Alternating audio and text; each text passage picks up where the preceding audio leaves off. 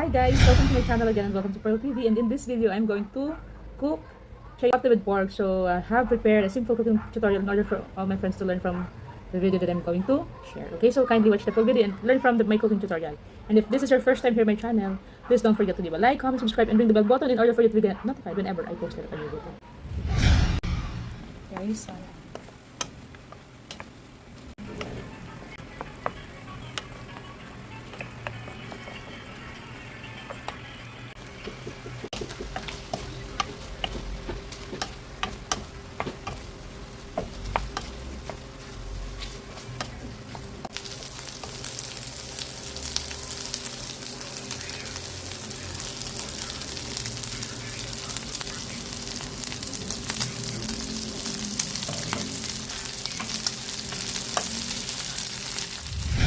so yun na nga guys, naluto na natin yung pork sa asin. Ginawa na natin pork adobo. So ayun guys, naka-ready na tayo ng chayote. Ayan na po yung pork adobo, naluto na natin. It's so yummy guys. Tamang lasa lang ng alat. Okay, tamang dami lang ng asin yung nilagay ko, iodized salt. Okay, tsaka yung olive oil. And then lutong-luto talaga siya. Para at least hindi siya makunat, okay? So, the other ingredients are the salt, kung kailangan nyo ng iodized salt, okay? So, the tomato, the ground black pepper, the red bell pepper, the nor cubes, okay? Kailangan natin yan, the garlic, the onion, okay? Kailangan din natin ng water doon, and then yung olive oil. So ayan guys, preheat the pan guys. Pag mainit na ang ating kawali, kailangan na nating ilagay ang mantika, okay? So sa pagluluto na to, ang gagamitin ko ay olive oil, kasi yun lagi yung pinapabili sa akin ni Mr. ko, olive oil daw. So sabi niya wag na ako magreklamo, siya naman nagbabayad. Kaya sabi ko sige na nga. Okay, so as you can see, nilagay ko na guys ang olive oil. Tapos, linagyan na natin ng garlic. Okay, kasi guys, ang olive oil, marami siyang health benefits. Okay, so yun na nga guys. Okay. Pag nangangamoy na siya at mabango na yung amoy, yung aroma niya, ilagay na natin ang garlic, ay yung onion. Okay.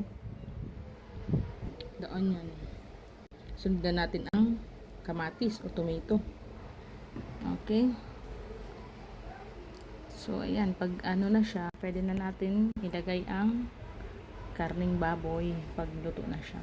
Susunod na natin ang karning baboy. Ayan, yung adobo. Ihalo na natin yung adobo. Ang ginamit ko lang dyan, guys, nasa 300 grams ng, if I'm not mistaken, nasa 300 or 400 grams yan ng pork laman. Tapos, medium size ng sayote. Okay? So, ayan, guys, lutuin siya.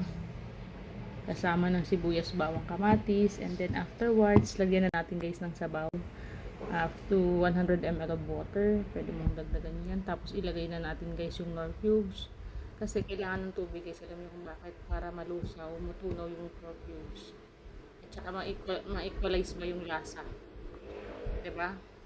Ma-equalize yung lasa ng black pepper, nor cubes. Ayan. Kung meron naman tayong chicken chicken broth cubes sa ref, or pwede din natin ilagay yung mga pinakuluan ng ating mga chicken, pwede din yun, mas mainam. Chicken or pork, ayan.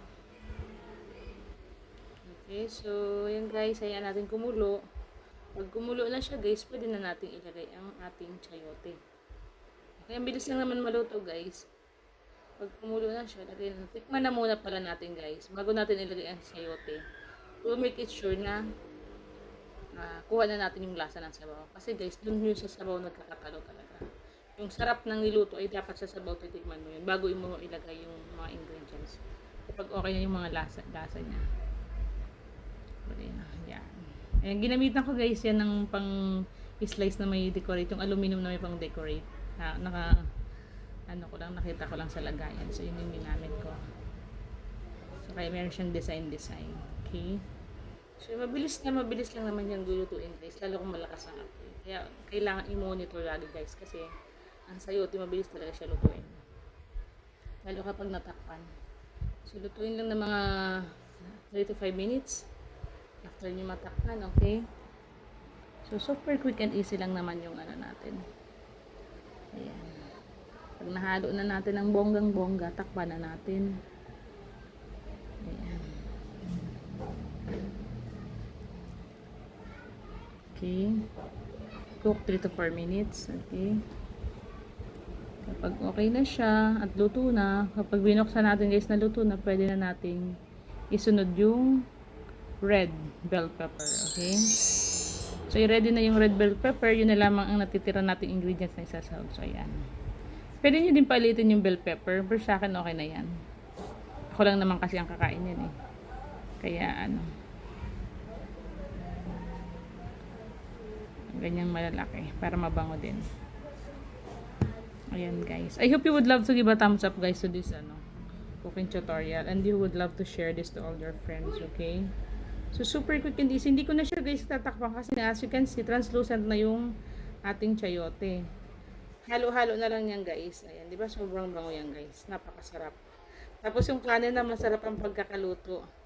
Ayan, so thank you so much guys for watching.